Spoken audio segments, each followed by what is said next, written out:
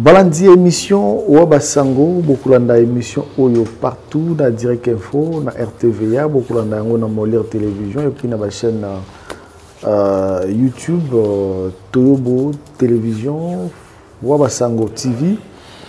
Il y a solo et la passi. Pourquoi Tokoy Koyaka Koloba na tango Oyo Likama et si commis na ba famille ya bana République démocratique du Congo. Kasi lokola tozali wana pona kolukila bino ba information na batu oyo balongo bani pona kopesa bino ba réponse na biyano na bino. Est-ce que c'est tard pour la ville province de Kinshasa ko déménager yango parce que autrement comme on a c'est de trop. Tous les rares batu ba kufate na catastrophe moko boye to ko sala bilan ou beto ko pesa mbongo na sima.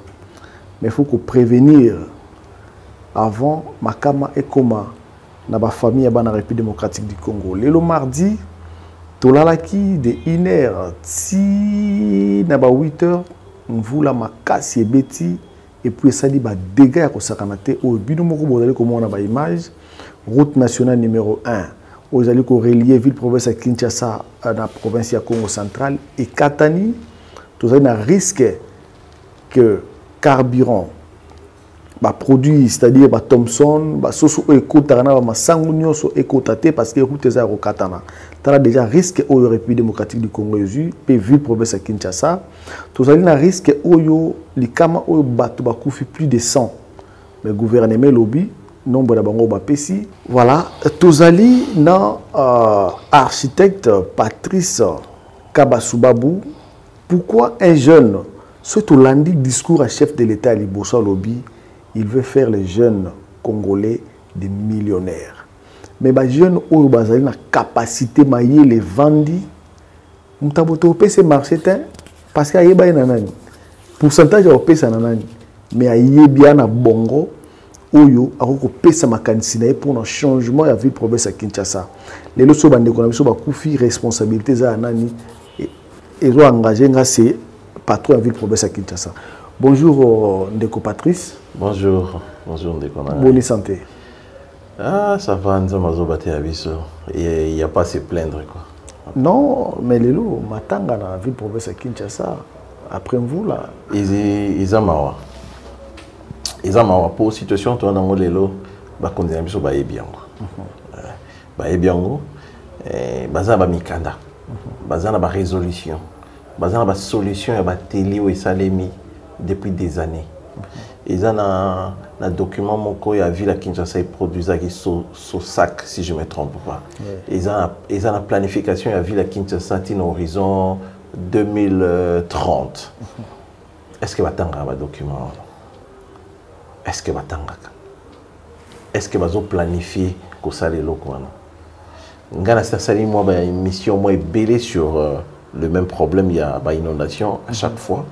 Et c'est difficile de répondre sur l'invitation pour notre émission. Le bino bo invité kingai et puis bolobi pour le peuple à Kinshasa to vanda to loba.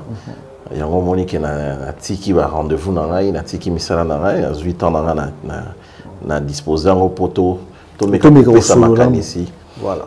Toujours finga mututé, toujours combattre mututé parce que toujours envier même pas poste ya mutu moko poto remplacer tout ça. Donc ça dit tout tu yende couper sa solution mais tu en as mawa parce que tu y kolobele lo comme tu lobarango déjà oyo pe ba solution nango pe ezali mais sauf que bato il faut se décider pour la bonne gouvernance pour la bonne marche de la chose baza ko s'exécuter tant bon baza ko s'exécuter on parlait dans au kandé zolobama 110 morts 111 morts un truc comme ça donc si l'obide trouver bah réellement que combien de morts parce que na Delvo bango balobi que na Delvo kaka c'est plus de 100 morts. OK. Alors si on veut dire 30 morts à Kinshasa ça serait insulter le et bah mort on a quoi. Voilà. Alors solution ni oyo bino ba architecte surtout yo morona Ndeko Patrice Kabasubabou na makanisi na yo na ba étude oyo sali ville province à Kinshasa, est-ce qu'il y a possibilité de déplacer en gros pour qu'il ne peut construire ville quelque part du côté à Banzele, Maluku, et puis c'est-à-dire que prévenir ou bien que téléméla makama ou là parce que nous le côté à UPEN, vu que ça dit trop na bakota ba érosion, alors batonga pe en désordre, tout le monde peut que non le ministère doit payer sa autorisation en construction. Babilo on a nyonso bozana ma quantité ou payer sa paye na ba konzia ville ou bien République démocratique makanisi pallier à ces problèmes. Makanisi ezali ndeko na ngai, makanisi ezangi bisote, makanisi na mibeko ezali. Sauf que bato il faut avoir une décision. Il faut que ça soit le nini, bakenda ça na ba bureau. Tongo ba embêter biso na nzela, ba on bazwa ba sens contraire, ba expliquer biso, ba priorité ba l'accès biso na nzela. Qu'est-ce qu'il faut parce que en réalité le résultat tout le monde yango. Ça dit que non, ils passent leur temps dans le bureau en train de regarder ba Snapchat en train de faire ba selfie na Snapchat ou bien ba TikTok, ils passent leur temps dans TikTok. Parce que si réellement ils travaillaient, tout le monde a résultat. Pour tout ça, là, on a proposition. C'est quoi la proposition? Proposition ça a permis de construire on a un désordre. Aza, à la base, il y a Makambo. Et ça, il y a ministère urbanisme. Tout a permis de construire. Bateau a ça. Baza à la base, il y a Makambo et Kobe Bisolelo.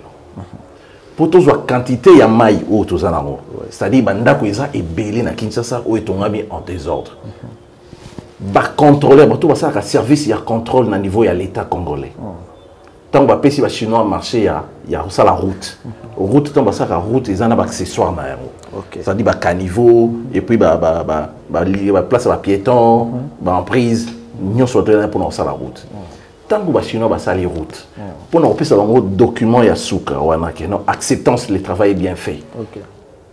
C'est les fonctionnaires de l'État. Bureau, il y a je crois, Nini, BTC. Bateau contrôle. Ils sont pour quelque chose. Toutes les routes que les Chinois ont fait, Bango va payer ça, Bango va document acceptant, ça veut dire ça les mis en bonne et due forme. Bango bateau va couper les lots. Bango va être responsable. Donc, bino Congolais nous autoriser les Chinois pour que non la route est bien faite. Voilà, ba caniveau ça na ba nombre. Pour lancer la caniveau, il faut calculer et capacité ya mai na ngo banda kozwa. Ba caniveau nous so salema na route de Matani na niveau peine. So moule beti. Moi j'assiste à ça. Ba caniveau ça que mai nous se débordera sur la route. Route n'est comme caniveau passage à mai. Parce que ba caniveau ça là c'est-à-dire l'État a responsable commandant Tinasé. Parce que l'État soit PC Mibeko doit respecter. Qu'on déplace ville à Kinshasa, en tout cas pour nous, c'est impossible. Si on déplace ville à Kinshasa, mais tout le monde peut dans la ville, sur le rôle à Dakar, Tongi ville quelque part, tout le monde déplacer, tout le monde est dans Caire, dans l'Égypte, ça peut la ville côté, et puis déplacer la population. Pourquoi le bureau est impossible? Il faut que déplacer ville à Kinshasa pour nous, à ville. Et c'est impossible parce que Nazana va donner nos sons. Ceux qui ont déplacé ville à Kinshasa peut-être que l'on boycotté dans le côté. Sauf qu'il y a un sens que tu vas ville à Kinshasa Kinde Nakananga par exemple. Capitale Kinaka. Parce que sur le plan où ils acquis déjà bien avant, depuis l'époque belge, c'était le lieu, le point où ils ont répondre à la norme pour la ville capitale. Kinshasa répondant à la norme et à la capitale. La capitale, nous sommes isolés. Ils n'arrêtent même pas dans ma voisin. Donc quand on est au centre, il y a la République. Donc une des raisons où ça que non, sur le plan géographique, quand on est plus avantageux dans la capitale. Voilà. Donc quand déplacement on est non pas déplacer Kinshasa to na maluku to mandeni. Côté na nyo so bateke. Pardon? Oh, kobanda king so bandi king ko le kitati maluku. Mabele tout mabela vie des asouté bateke ngo. Bateke déjà bato sombiango. Tant bat sombiango. Est-ce que l'État a pris soin il y a qu'on respecter plan particulier d'aménagement et urbanisme? Ils ne consultent même pas l'urbanisme. Ils ont le même problème aux autres de sa vie sur la ville de Kinshasa. Mais quand on a CPLI, la vie qui est juste. nakaleza ki mfula so ebeti boye ma njili tondi bomika ba tukutanjili ma mvula tondi kalamu tondi esali ba dega lelo rotane tondi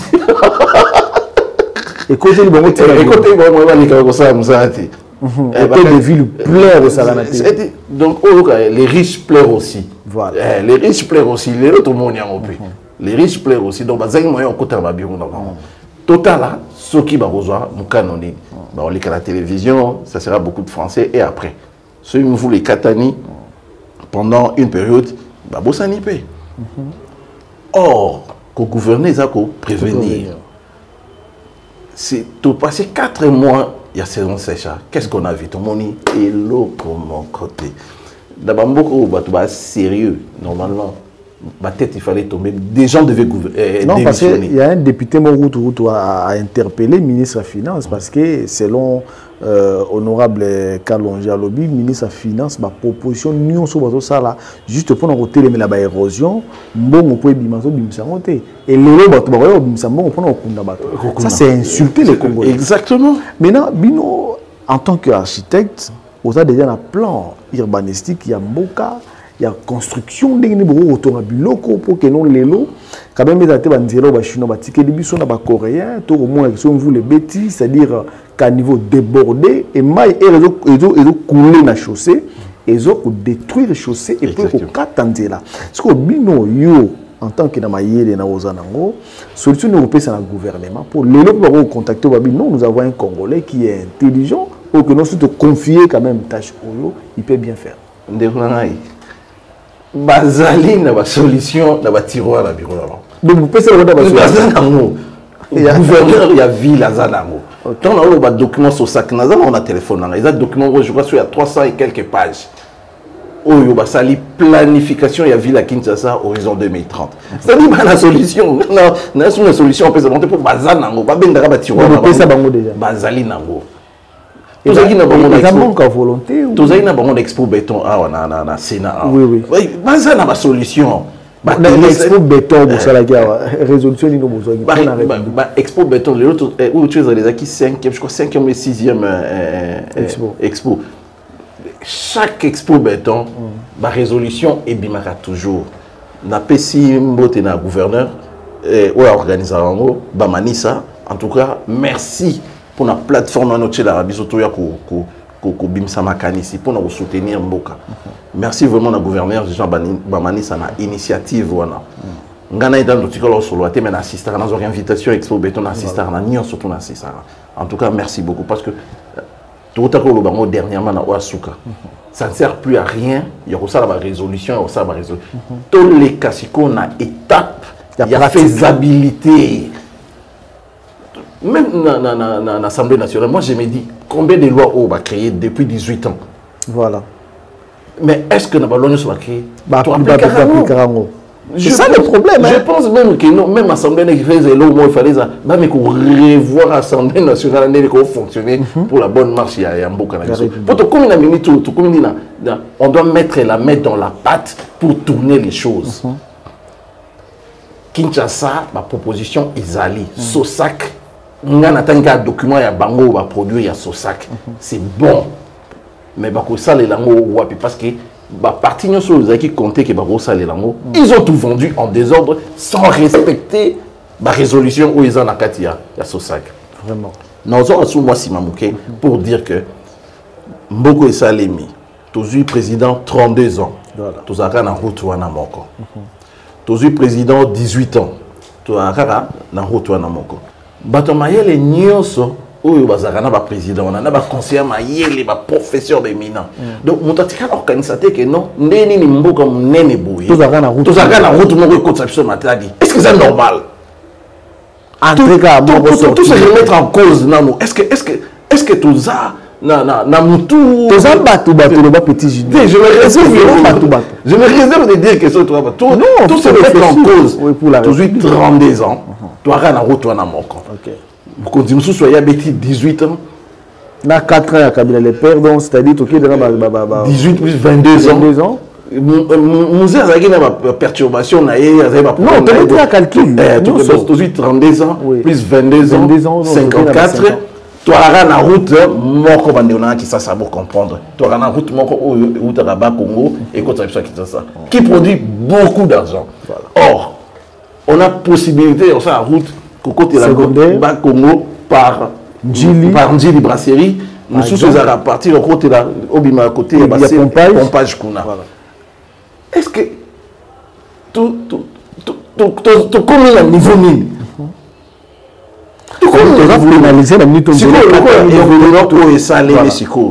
est-ce qu'on ne peut pas prendre des initiatives pour nous faire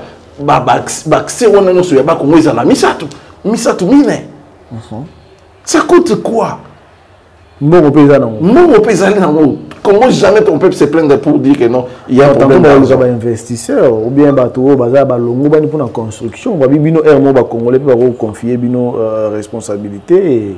Vous prenez ça à la légère. Parce que vous avez un peu de bino, vous avez un bino azate. Tout le monde a 100 jours à faire bino pour construire. Il y a eu un bon à l'État, bah continuer bah plus. Bah Congolais c'est bazali ne bonanaï.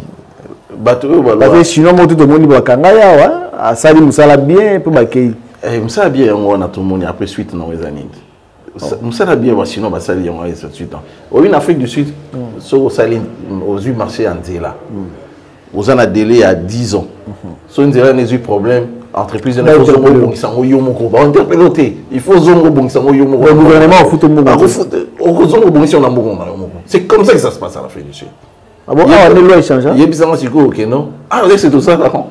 Combien de routes au-dessus de mon route et Katani et Toboki et ça a été développé comme Boussambon et moi on m'a dit c'est ça le problème. On dit Massali route na ici après 5 ans au Bengaé à c'est comme ça que ça se passe en Afrique du Sud. Dans la République démocratique du Congo, ils allaient architecte Patrice Kabasubabou a copié sa makanisinae pour la République démocratique du Congo, pour la ville-province à Kinshasa, ville de l'Otokolobango, sans marcher les mots, Mboka et Alima Béville et Ali mal gouvernée. Mal construit. Il faut vraiment que Betamo c'était la ville est mal construite, la ville elle est spontanée, elle n'est pas réfléchie. Cause ya maramino sur Tuyambo, ville mon maison a égout. Réseau et égout. 14 millions de Quinois. Tu vivras sans égout public. Mais égout public nous sont bouchés. Et quand on a les colons, et quand on a ils n'ont pas au Kende. Mais ils n'ont pas au Kende. Tant que y comme une fleuve Lina et Mati. La rivière réseau bimana fleuve et Tikalina. Du coup il faut oser là. Fleuve va couler et puis lier va déverser vers le fleuve. Ce inconvénient si ça continue comme ça, est-ce que ville à la longue, inondée que non ce qui dans la période il y a mvula ndenge za fleuve est tondi et rokitate et telemi bongo et ça rotonda. To ben inconvénient ça et rosa nini na inconvénient c'est belé. Maladie rosala, épidémie rosala parce qu'il y aura beaucoup de saleté. Mais inconvénient et ça multiples ébélés. Donc il faut qu'on revoie Kinshasa, il faut qu'on respecte l'urbanisme. Où ils ont totalement bafoué la ville à Kinshasa. Donc au Sombi, il a permis de construire 5 étages, dans la place où il faut ça 5 étages. Tant que 5 étages, au usine na union so na ba mai nyonso zo recevoir na couverture na ya mvula. Ozo boka ngwapi nulle part. Du coup, ça traîne sur les rues et Lukinzela et Sangani no ya voisin Sangani capacité dans le débit dans combien important et nous demandons mon a dégâts au Salema permet de construire les base parmi base numéro 1 ou 2 permet de construire il y a les Bossoko tout de la cause il y a Makambo tout au monde. Voilà, architecte Patrice Kabasubabou, et il y a un mususu ba Congolais ba comme une question, konti oyo bazo pesa autorisation na ba construction ya ba station sur toute la ville ya Kinshasa, risque na ngo ezali nini? Est-ce que ba construction ba pesi bango eza respecter ba norme ya construction ya une station de service essence na kati ya ville province ya Kinshasa? Ou bien ezali piège ou bien mutambo bien bombe à retardement pour endeuiller les sous la famille avec province à Kinshasa. Là, c'est la première des questions. La deuxième est le stade des martyrs. Ce total, depuis Mondele Atika, avenue triomphale, Mobutu a tourné le stade des martyrs, accueilli, Kabila le père a accueilli, place où on a raté. Risque est nini. Tout le monde a ngambo wana ba rotonga da clôturer ça fait 3 ans tout le monde a ba tol to éviter l'eau ni ba sala la kati ba nini ba activité ba jeune ba ya kasavu bana ko beta ba les suspendu tout le monde ba tol ba kangi et na ngambo après robot ya nini ya pont Pongabi ba tongi en to éviter sur ba supermarché. Risque de construire une place oyo ezalaki comme ezalaki kopesa moi paiement na stade so bato stade na ba mouvement tout monde a tenté opposition basali marche na bango risque ezate que non soki lelo mobulu ba biloko na non so ba bebisa yango mon to zo na réponse dans la personne qui on est bandeli pour na yebisa que non mauvaise gestion il y a obtention il y a permis de construire eza la base à makambo belé pour na biso ba kino. Question liboso place wana batongi wana bakoka otonga yango jamais place batongi na Pongabi wana bakoka otonga place wana immeuble wana te pour tozolela biso nyonso tout déjà problème il y a embouteillage voilà sans immeuble wana déjà embouteillage ezaka makasi place wana si autant botongi immeuble wana bazwi pe batonga sur mabe le kambu batongi mabe sans norme. C'est-à-dire epesi kaka sur la grande route. Na mokili moko te bazwaka accès ba pesi na grande toza na ba bâtiment sous na repes exemple. Donc on détruit bâtiment on est mal construit. Ils ont mal construit, ils répondent peu na norme et environnement ba tongeli en côté. Et puis muta pesi on permet de construire, il n'a même pas tenu compte qu'il fallait à bâtiment na so répondre à environnement na fait tonga marona. Je ne crois pas. Donc un exemple mo bête. Au moins il parlait du peuple par exemple. Palais du peuple c'est la principale mais bah ça y est accès na triomphalité bah y accès na route secondaire voilà parce que dans la route principale tu peux pas ouvrir comme ça bah côté et urbanisme et pekisi yango parce que quand gêner circulation on a parce que dans la route principale la vitesse autant déjà définie bah que non na boulevard triomphal bah déjà 80 à l'heure limite voilà il y a on a même parlé du peuple à côté toujours. C'est exceptionnel ba ko fungola liboso wana maintenant ba vont boso ça dit ba kangi ba route route de tikali mobimba pour la service ya mokondi pour côté peut-être na parler des routes sur na parler du peuple sur la grande route mais bonno bozu bondimi batonga bâtiment où ils ont répondre ni na ba norme ya environnement ils ont répondre même pas na place bacheli yango bo pesi on quand même permet de construire et opposer problème et puis déjà embouteillage déjà et bah ici embouteillage x2 par exemple. Parce que ceux qui ont dans le magasin, il faut ça manœuvre place. Donc, ils sont tout à limiter, il faut tout oser là. Donc, déjà, on souffre déjà. Sans yango, tout le monde souffre. Tout ça, déjà, le problème, ou les aussi, ça. Tout le monde souffre. Tout le monde ici. Nous avons le baran à Bakino, Bakeno, Bakondina, ils sont mingi. Balinga, Bamobisote. Il faut tout ça, l'attention. Dans l'élection, il faut tout voter. Il faut vraiment que Kinois. Comme il y a conscience, éveil de conscience, c'est ça. Il faut tout lier Bambalo, Banani, Obakogi, pour répondre à nos besoins à Biso Bakino. Là, je parle en tant que Kino. Moi, je suis né à Kinshasa, grandi à Kinshasa, je bosse à Kinshasa. Donc, j'ai le droit de parler bien à Kinshasa. Non, il y a Mboujima, il y a Kanangate, il y a Lubumbashi, pour Nayebi, oui. Quand on a liboso, il y a Stade des Martyrs. Une fois, na Expo Béton, l'année passée, on a discuté avec Madame la ministre, Maman F. Bazaïb, pour lui demander que maman, place wana, bako tonga ngote, bacha ata bandité, bekalitus nege zalarana, nanjili, parce que tout ça c'est un espace vert, ko bouffer carbone union so o mituka, les autres batuya kasavubu.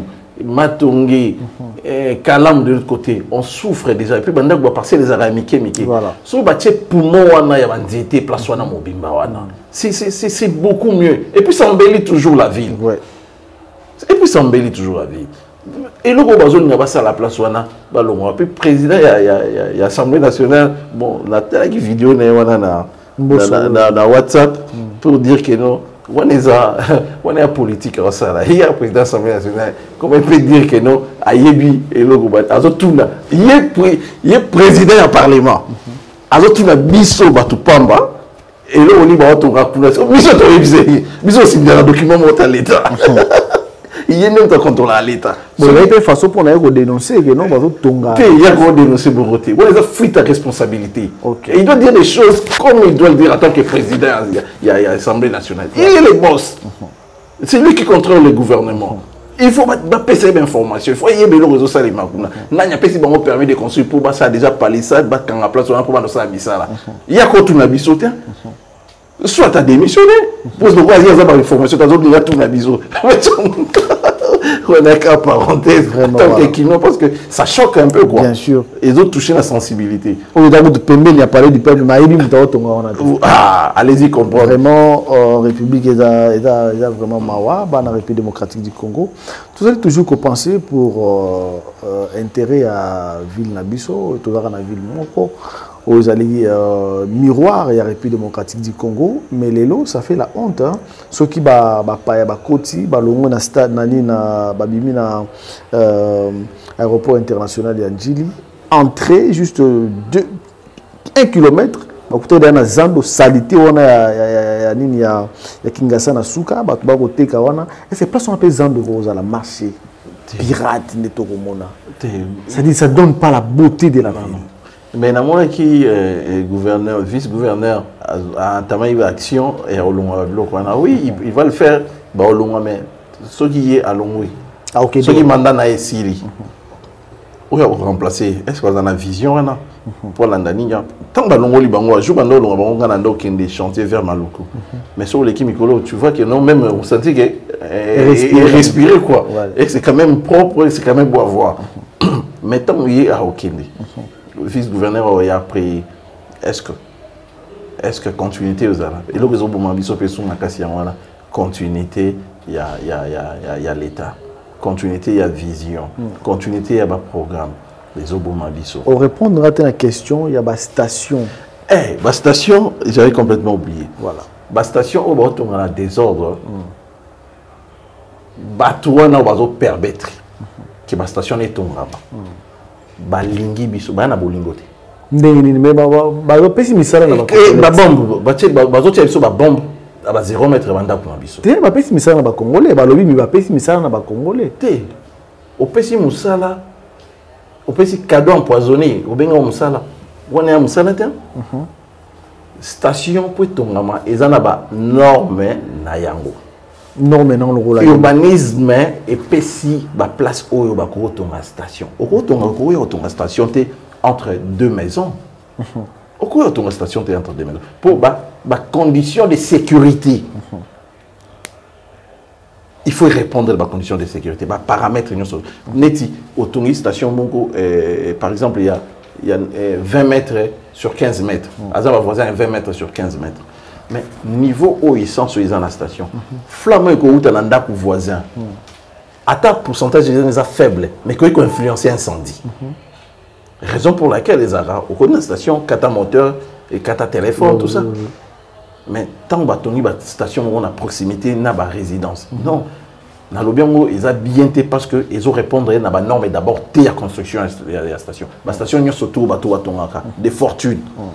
Na bossa la publicité mais sur la station est une norme au monde a différence ces années et puis na ba place au bazo pour na pour longtemps au monde que non ils été collé na banda on cherche toujours place au yo azaye mo dégager place manœuvre ya mutu kana ya provisionner ko salima au moins station musu batongi boy pour mutu ya ko approvisionner ya et quand on dit là on a embouteillage et puis tu vas dire que non ils ont ça la beauté à ville à Kinshasa non ça nous détruit et puis ça va bombe il y a une bombe à retardement.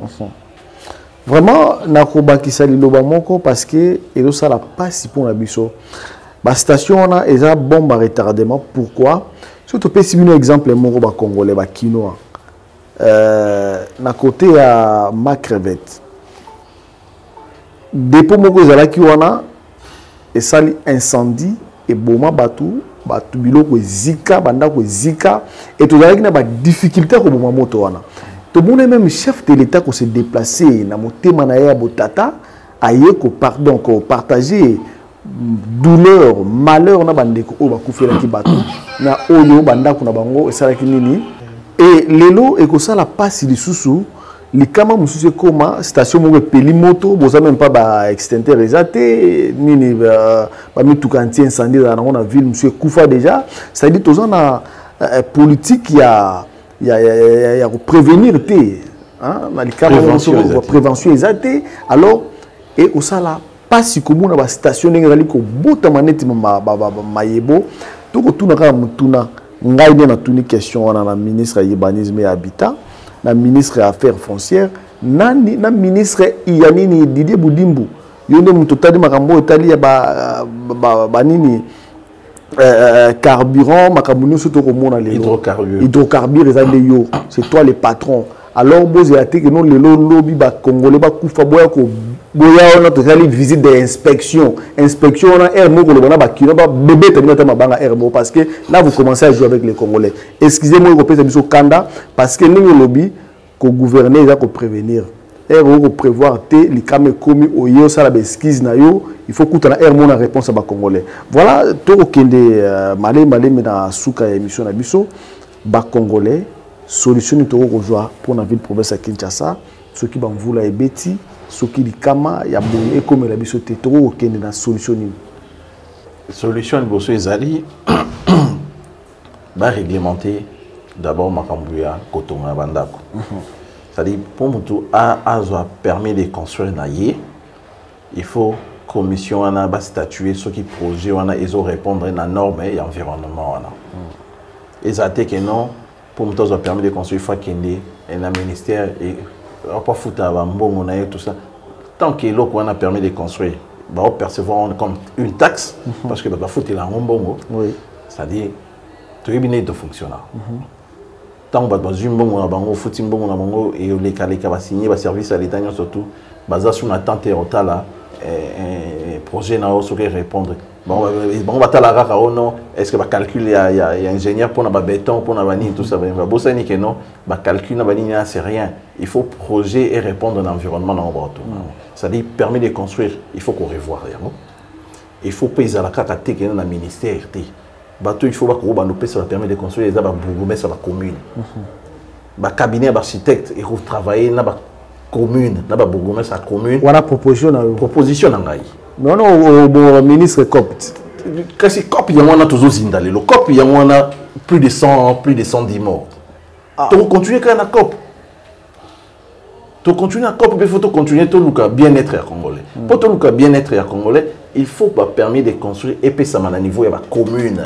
Chaque commune, il faut travailler dans un bureau d'architecte ou un fonctionnaire attaché à la commune. Bangon de ça, étude complète ya commune mobimba ba ça on est bible sous forme ya bible so mutu ngatunga na njili akena commune ya njili à consulter d'ailleurs ata ba mutu atanga na motonga ti a okuta ya jana na bible na ye donc il y a projet na yo afungoli liboso ba sengi nini il faut projet ezala boy banda ko njili fait tongama ba toiture cachée architecte il faut tonga ba toiture cachée yo tongi toiture cachée zongiza kinde ko bandela projet na yo avant d'en apercevoir un écouteur tout ça il faut permettre de construire ça à niveau partout dans le monde ça les mabongo au côté on a immeuble au côté on a gratte-ciel na Belgique ou bien à Paris au Kenya na ministère ti au côté na bourgmestre pour bangonde ba yebi situation il y a coin na bango bazovanda bangonde ba yebi ba côté ni ko tonga te ministre yebi te que non na njili kuna eza ba côté so ko tonga te bourgmestre yebi parce que chef de quartier a même la information on a za na ngonyo surtout.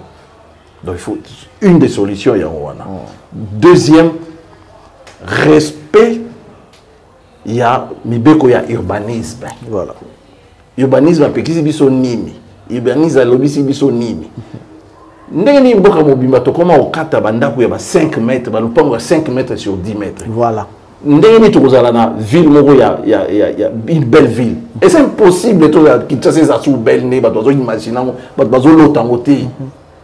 Et là, c'est l'État qui devait réglementer en haut. Parce que alobi ke na Kinshasa bantai ya mapango esuki na 10 mètres sur 15 10 mètres sur 20 banda wana jamais tokoki na se à 10 mètres soko yé na document ya marque wana ya vente ba pesa yo fiche parcelle ou nini tout ce qui est document ya parcelle na yo ba on peut accès na ngote parce que au lomwe na norme donc il faut qu'on établir ba norme pour te éviter makambuya ba inondation oyo réseau il y a ba égout banda belle jatika donc 32 ans il y a vieux maréchal 4 ans il y a vieux musée 18 ans à mon ami ouais, bien 18 ans à mon ami et puis le mandat il y a Fati général limité donc il est mandat n'a ici là donc voilà. Égout, mon côté réseau public, mon côté il y a égout et évacuation à ville à Kinshasa. Ils sont opérationnels. Ils sont opérationnels. Et c'est qu'à la cause jamais sujet, il y a débat, même au niveau de l'Assemblée nationale. Donc, tous les miracles que non, non. Donc, ce qui fait que Kinshasa n'est pas belle. C'est aujourd'hui profil, façade urbaine. C'est aujourd'hui façade urbaine à Kinshasa, c'est moche. On dit moi si on va maquiller belé pour nous c'est-à-dire la ville le ville est spontanée yo ton immeuble non qui toko koto to ba ton immeuble na pandi koto mon ami révérend Carlos a ton villa na koto ya kitoko koto mais mutu supa ya tongi gratienne na mpandi na suka mutu respecter norme azate. Comment vous voulez attendre quelque chose de beau? Il y aura pas de trucs de beau. Et tant ba mai na bino on voulait bandotanga. Sur la voie publique, le roi Morico intervenir. L'État, il fallait harmoniser sur la voie publique. Il n'y a sali rien. Donc, le roi Motongi, pour déverser maïgno surtout la voie publique, maï le là,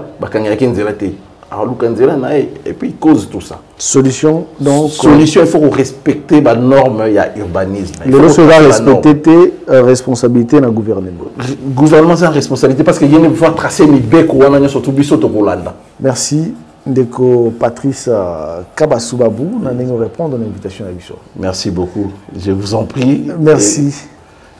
Merci aussi à l'équipe Mobimba,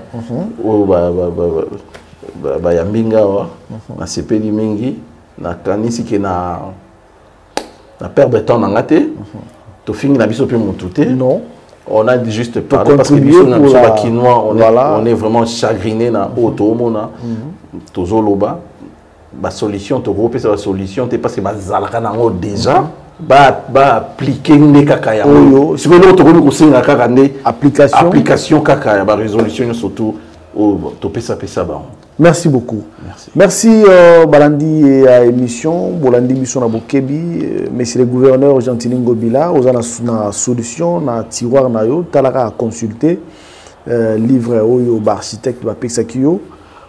Pour la ville province de Kinshasa, la ministre Nyoso Bosala Moussala Ndenge et Longo Bani Pambate 2023 ezali to monsieur Labino ba carton jaune et plus beau carton rouge malamo va suspendre yo ozonga sous na équipe te pour na robeta parce que au robeta mabe botika malamu na bino subana ki magazine d'actualité sur Basango. Au revoir.